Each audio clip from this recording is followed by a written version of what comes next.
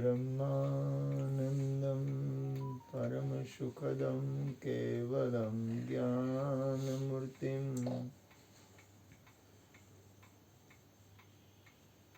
द्वन्द्वातीतं गगनसदृशं तत्त्वमस्यादिलक्ष्यम्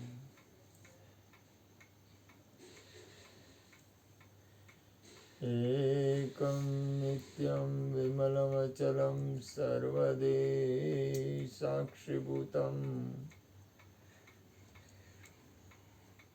भावातीतं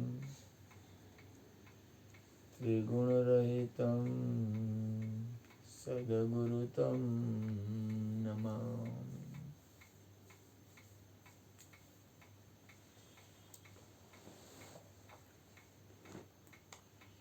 प्रगट गुरु हरिहर जीवन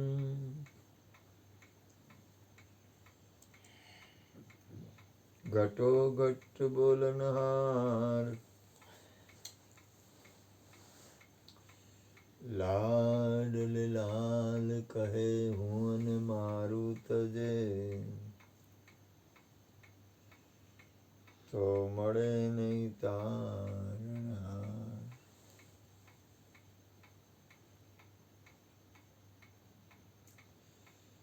मेरा मुझ में कुछ नाई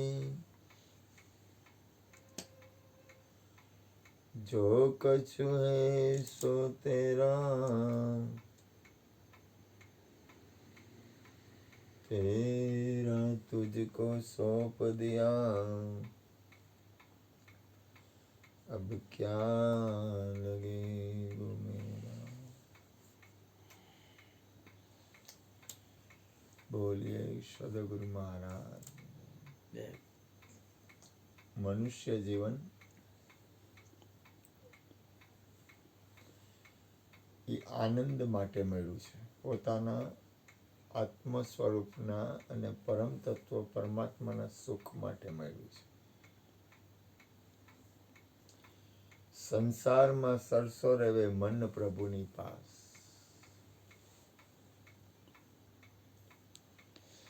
હવે એના માટે દરેક વ્યક્તિ કંઈક ને કંઈક પરમાત્માની રચના મુજબ કંઈક ને કંઈક પરિવર્તનશીલ વાતાવરણ બને છે અને એ પરિવર્તનશીલ વાતાવરણ ન બને તો આ સંસાર અટકી જાય તો ખોટું પડે। પરિવર્તનશીલ હોવું જ જોઈએ એટલે મહાપુરુષો ઉત્સવ કરે છે। ભારત દેશમાં એટલા બધા ઉત્સવો આવે છે કે ઉત્સવનું કારણ એ છે કે માણસને એનો આનંદ છે એ વૃદ્ધિ પામે।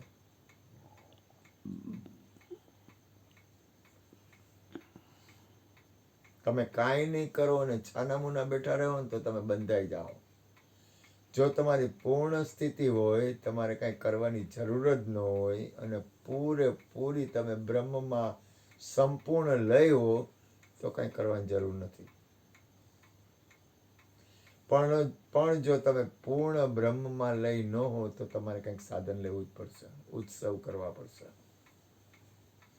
કાં ભજન કરવું પડશે, કાં કીર્તન કરવું પડશે। જો આ બધી સાધન છે, તમારા આત્માના ખોરાક માટેના સાધન છે। કાં સત્સંગ કરવો પડશે, જો કરવો પડશે, કરવાનું આવે છે, ભજન કરવું પડશે,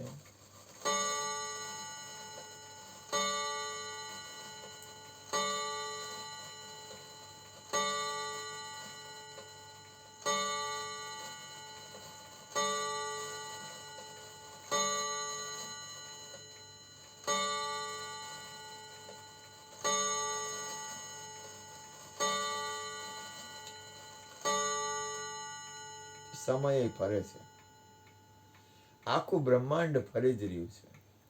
ફરી રહ્યું છે એમાં તમારે તમારા આત્મકલ્યાણમાં ધ્યાન રાખવું હોય તો કંઈક સાધન જોશે। જો માણસે કોઈનું કંઈક બગાડવું હોય ને તો એ કંઈક સાધન લેવું પડે છે, કોઈકનું કંઈક સુધારવું હોય ને તો એ સાધન લેવું પડે છે। જ્યારે મહાપુરુષો તો આખા વિશ્વનું કલ્યાણ જ કરે છે. એ લોકો કોઈનું બગાડતા નથી, કારણ કે એને લક્ષણ નથી, એની પ્રકૃતિ નથી. કોઈનું બુરું કરવાનું કામ મહાપુરુષોનું હોતું નથી.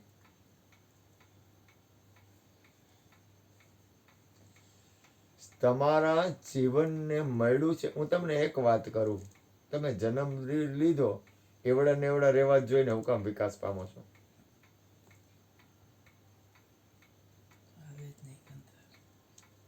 અર્થતંત્ર બગડી જાય. એવડા ને એવડા જ રહેવા જોઈએ ને. તો જુવાન થયા તો ભાઈ જુવાન જ રહેવા જોઈએ ને. વૃદ્ધ થયા તો આધેડ થયા તો આધેડ રહેવા જોઈએ ને. વૃદ્ધ થયા તો વૃદ્ધ જ રહેવા જોઈએ ને. અને શરીર છૂટી જાય તો એમાં કાંઈ હાલશે નહીં. આ છે ને, આ એનો નિયમ છે. પરિવર્તનના નિયમનો સદુપયોગ કેમ કરવો એ તમારા ઉપર મતલબ છે. તમારે એનો જે ઉપયોગ કરવો એ કરો, તમે સ્વતંત્ર છો. તમારે દુરુપયોગ કરવો હોય તો કરો, કાંઈ ઉપયોગ ન કરવો હોય તો કરો, અને સદુપયોગ કરવો હોય તો કરો. બધી રીતે તમે સ્વતંત્ર છો. તમારે કાંઈ ન કરવું ને મારા જેવાનું જો કાંઈ મને કાંઈ હું કરું, ભજન કરું, સત્સંગ કરું, હરિહર કરું, બીજું હું કરું, મારે કાંઈ ન થાય. મારાથી કાંઈ થાય નહીં. તમે મને એમ કહો દોડાદોડી કરી તો શરીર મારું ન હાલે, કારણ કે પગ ગયા. કૃષ્ણને કઈ દોડાદોડી કરી તો એ હવે દોડે નહીં કઈ, કારણ કે હવે શરીર પરાધીન બન્યું. કારણ કે એનો નિયમ છે. હવે નિયમ છે, એનો સદુપયોગ કેમ કરવો એ તમારા ઉપર મદાર છે. સદુપયોગ ન કરો તો દુરુપયોગ તો કરવાના જ છો. પરિણામે એનું પરિણામ આવશે. જે કરશો એ પરિણામ તો આવવાનું જ છે. તમે જે કરો એ તમે માલિક છો ભાઈ, બીજો માલિક છે જ નહીં. તમારે તમારા જીવનનો જેમ ઉપયોગ કરવો એમ કરો, સ્વતંત્ર છો. પણ એક વસ્તુ ખરી કે સત્પુરુષો છે ને કલ્યાણકારી છે. એટલે જ આ ટકે છે. નહીં તો સત્સંગ થાય જ નહીં. જો સદગુરુ કલ્યાણકારી ન હોય ને તો સત્સંગ થાય જ નહીં. સંસારી લોકો કલ્યાણકારી હોતા નથી. એ લોકો પોતાના માટે જીવે છે. જ્યારે સદગુરુ પોતાના માટે જીવતા નથી, એ આખા વિશ્વના કલ્યાણ માટે જીવે છે. સત્પુરુષો, પરમહંસો ભોળિયાનાથે ઝેર ન પીધું હોત તો આપણે કોકને કંઈક થોડુંક કંઈક સહન કરો તો કરે? એકવાર, બીજી વાર કહી દે કે હાલે તું તારા ઘરનો ધણી, તારે મારે હું લેવા દેવા, અડે નહીં, ઉઠે નહીં, કાંઈ લેવા નહીં દેવા. ભોળિયાનાથે જેવી ઝેર પીધું ને એટલે આખું વિશ્વ છે ને એ છે, નહીતર ન હોય. ઝેર હું થોડું ઘણું બે થોડુંક વાતાવરણ આવે તો સહન નથી થતું ને, કાંઈ કરવાનું આવે તો વાત પૂરી જાય, ડૂબી જાય, મરી જાય, કે કરવાની તો વાત જ જવા દો. કારણ કે આ દુનિયા છે ને એ સ્વાર્થની છે. સ્વાર્થ સનસબ કરહી પ્રીતિ. આખું વિશ્વ પ્રેમ કરે છે એ પોતાના સ્વાર્થને લઈને કરે છે. પરમાર્થે તો સત્પુરુષો, ભોળોનાથ, સદગુરુ, સંતો, પરમહંસો એ વિશ્વના કલ્યાણ માટે કરે છે. એને કાંઈ પોતાના ઘર ભેગું કરવું કે ઘર પોતાનું હલાવવા માટે નથી કરતા. રામકૃષ્ણ પરમહંસને એનું ઘર હલાવવું હતું એટલે કરતા હતા ભજન. ના મારું ઘર હાલે, મારે મારે મારે મારે મારું ઘરમાં મારું હડકું પડી જાય, મારા ઘરમાં મને આનંદ રહીએ, મારું ઘર હરચવાઈ જાય, એટલે ભજન કરતા હતા.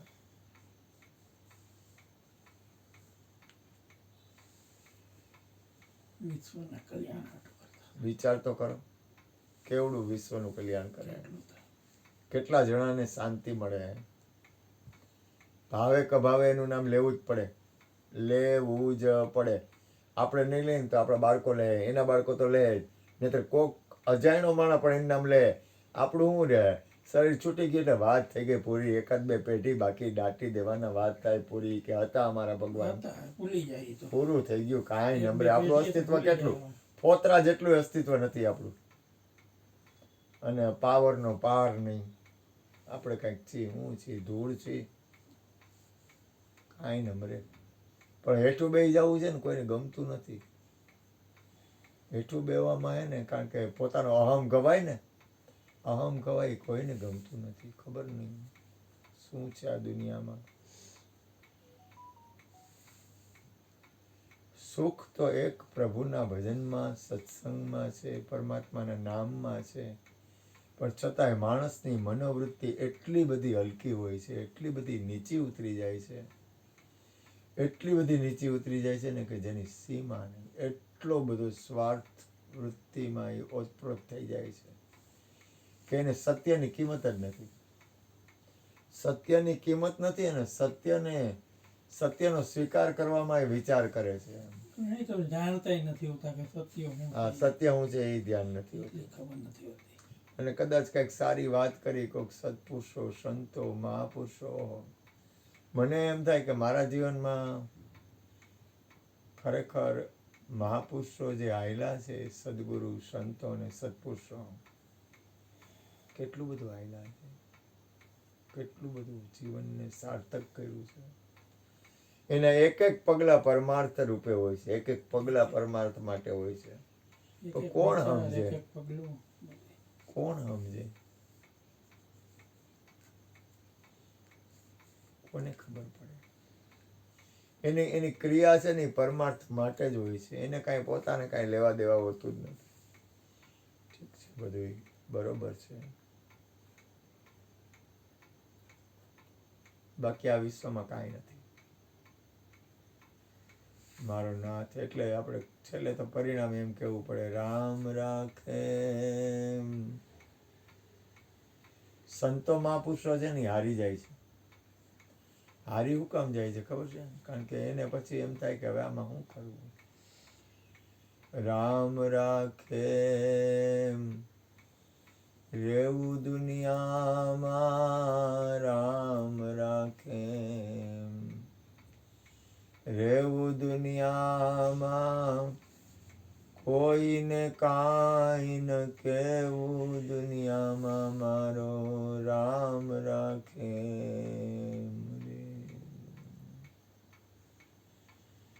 રામ રાખે રેવું સંસારમાં, રામ રાખે. અમે થોડા કઈ સાધુ બાવા છીએ, સંસારમાં જ છીએ અમે, અને હાલે છે, હલાવે છે એમ જેમ મારો નાથ રાખે એમ.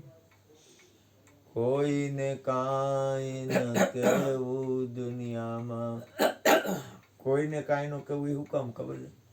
કારણ કે ઠીક છે, બરોબર છે બધી, મારો નાથ એક દિન એસા આયેગા, સદગુરુ લજ્જા રાખે કે નહીં. એટલે ગુરુ મહારાજની કૃપાથી ચા નહીં, સત્સંગ કરો.